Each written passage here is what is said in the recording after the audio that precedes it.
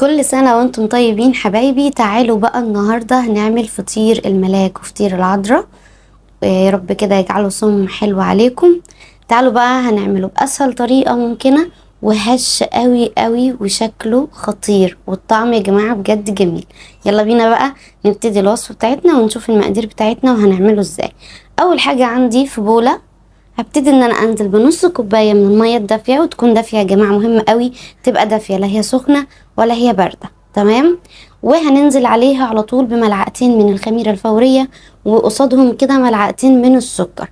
انا المفروض هنا هحط كميه السكر كلها، بس انا هنا ببتدي اعمل تيست للخميره بتاعتي علشان ما اكسرش العجين كله والمقادير كلها بتاعتي والوصفه تبوظ. فلازم نعمل الميكس ده، او اللي هو التيست ده اقصد، بتاع الخميره. تمام. يبقى كده ملعقتين سكر قصادهم ملعقتين خميره فوريه قصادهم نص كوبايه من الميه الدافيه، ونقلب الكلام